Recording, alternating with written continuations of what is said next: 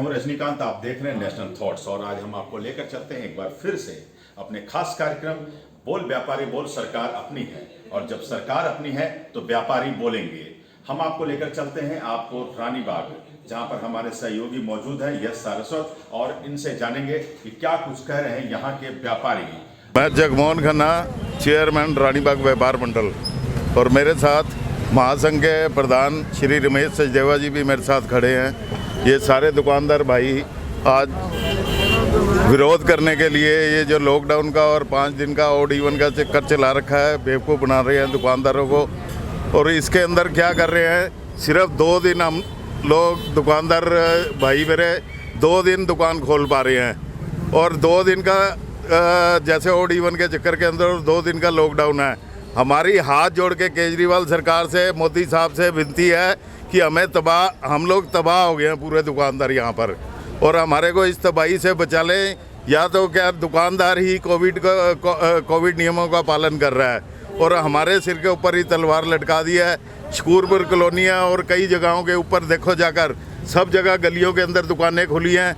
क्या सारे नियम भारत सरकार के हमारे लोगों पर, व्यापारी जो इनकम टैक्स देता है, जीएसटी देता है, हर तरह के टैक्स देता है जिनसे सरकारें चल रही हैं, और हमारे ऊपर इन लोगों ने तलवारें लटका दी हैं। और हमारे व्यापार महासंघ ने फैसला किया है कि अगर क्या नाम है हम पूर्ण लॉकडाउन कर देंगे, क्या नाम है हम अपनी दुकानों की चाबियां ये संतनगर चौक के ऊपर या एसडीएम साहब के या एमसीडी के दफ्तर में जो भी दिल्ली सरकार के मंत्री हैं उनके घर पर जाकर चाबियां सौंप देंगे और पूर्ण लॉकडाउन का समर्थन करेंगे। फिर हमारे को इसके अलावा कोई रास्ता नहीं बचा।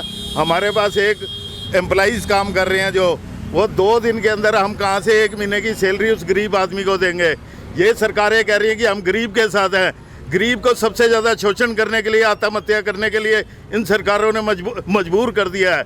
और 2 दिन की अगर 8 दिन हम तनख्वाह करेगा, हमारी दुकान पर काम करेगा, तो हम 1 महीने की सैलरी दुकानदार कहाँ से निकालेगा? क्या नाम है 8 दिन काम करने के एवज में कोई भी दुकानदार की इतनी हिम्मत नहीं है कि वह पूरे महीने की सैलरी दे दे। गवर्नमेंट से हमें क्या ऐड मिल रही है?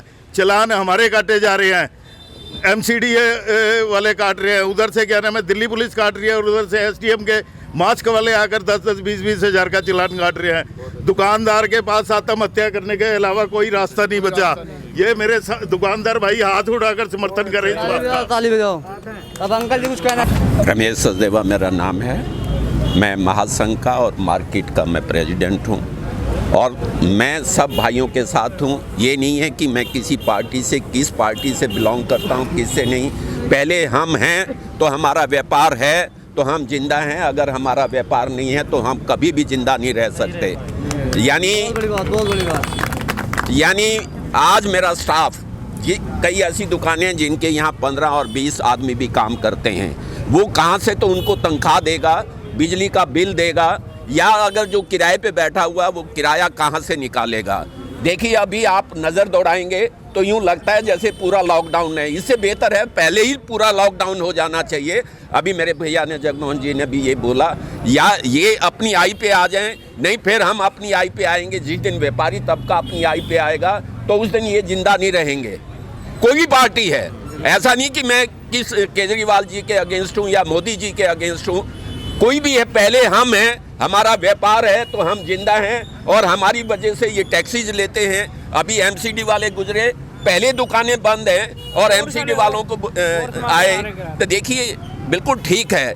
आप सर्वे कभी कर लीजिए, दुकानों के अंदर कस्टमर नहीं होता, पटड़ियाँ जो लगती हैं उनके ऊपर ग्राहक होता है, क्योंकि ग्राहक भी चाहता है यार मुझे 2 पैसे सस्ता मिल रहा है। और मैं दुकानदार भी फिर इच्छुक होता हूँ, अपनी दुकान को छोड़ के मैं एक किराए पे बिठा लेता हूँ। उस किराए की वजह से ये नहीं सोचता कि मुझे कितना नुकसान हो रहा है। और ये अभी जो मेरे वीर जी ने मुझे बोला, आप लोगों ने भी सुना, अगर कोई भी पॉलिटिकल पार्टी, चाहे कांग्रेस है, चाहे भाजपा है, चाहे आप वाले हैं, अगर वो किसी को टिकट नहीं देते, अब हम ये चाहेंगे कि हमारे व्यापारी भाई को टिकट मिले और वो आप लोगों के बारे में सोचे कि हम कहाँ तक आपको बेनिफिट दे सकते हैं। एक तो कोरोना से दहशत है, दूसरा लोग बाग आने जाने में बहुत हिचकते हैं, तीसरा ये जो भी प्रशासन वाला बंदा आता है ना वो 10-10 हज़ार के चलान काटता है। मेरे ख्याल में उनकी 10 दिन में 10,000 की सैलरी नहीं होती होगी, तो इतने लोग परेशान हैं, इतने मतलब कि दिक्कत में रहते हैं। वो ये नहीं देखता कि अगर 5 मिनट कोई लेट से वेट हो गया, कोई बात नहीं भाई, ये दुखी सुखी होगा, कल से मत करियो, नहीं जी मैं सीधा ताड़ा चलान कटाऊंगा। भाई चलान तो कटेगा, चलान तो पहले ही काट रखा है उन्होंने। जो कोरोना आ गया तो उनके आगे दुआ करेगी, माता रानी के आगे दुआ करेगी ये कोरोना वरोना चले जाए और ये ठीक हो जाए। उनको बल्कि हमारी सुविधा देनी चाहिए, सुविधा नहीं देते, वो पर्चे काटते हैं मोटे मोटे। तो इसलिए भैया मैं तो हाथ जोड़ के कहता हूँ माता रानी के आगे, सारे दुकानदार हैं, उनके बच्चे भी होते हैं, उनके घर वाले भी होते हैं, वो भी आस में बैठे होते हैं। जय हिंद, जय भारत। रानी बाग के सारे समस्त दुकानदार इकट्ठे हुए हैं, सब ने अपनी अपनी दिक्कत बताई है। पिछले 2-3 साल से कभी कोरोना, कभी कुछ, कभी ऑड इवन, कभी वीकेंड, दुकानों का काम ख़त्म हो गया, खर्चे नहीं निकल रहे, इतनी लेबर है दुकानों पे, कहाँ से पैसे देंगे? इसको ऑड इवन को ख़त्म किया जाए, इसके बारे में सोचा जाए। दुकानदारों की रोजी रोटी का सवाल है, नहीं तो हम आने वाले इलेक्शन में सबका बाइकआउट करेंगे। हम वोट ही नहीं देंगे किसी को, किसी पार्टी को वोट नहीं देंगे, चाहे वो बीजेपी है, चाहे वो आम आदमी है, चाहे वो कांग्रेस है, हम सबका विरोध करेंगे। और आने वाले जो एमसीडी वाले, पुलिस वाले जो हमारे तंग करते हैं, आके चलान करते हैं, आज भी ऑड इवन है, आधा बाजार बंद है, एमसीडी का ट्रक आया, लोगों का सामान उठा के ले गया, आगे से कोई आएगा, हम एंट्री गेट पे खड़े होंगे और उनका विरोध करेंगे, गाड़ी अंदर नहीं आने देंगे, हम उनका पूरे मिल के विरोध करेंगे। हमारे सब में एकता है। रानी बाग की यूनियन ए क्लास यूनियन है, यहाँ के सारे लोग ए क्लास हैं, हम सब मिल के उनका विरोध करेंगे। मैं रानी बाग एसोसिएशन का सेक्रेटरी राकेश शर्मा। जैसा कि हमारे बाज़ार के चेयरमैन जगमोहन जी ने कहा, हमारे प्रधान रमेश सचदेवा जी ने भी कहा, हमारे प्रधान बबली पहलवान जी ने भी जो कहा, और जैसा कि सभी है कि हम 2 साल से दुकानदार लोग इतने परेशान हैं, भुखमरी के कगार पर पहुंच चुके हैं कि हमारा कारोबार शून्य से भी नीचे आ गया है।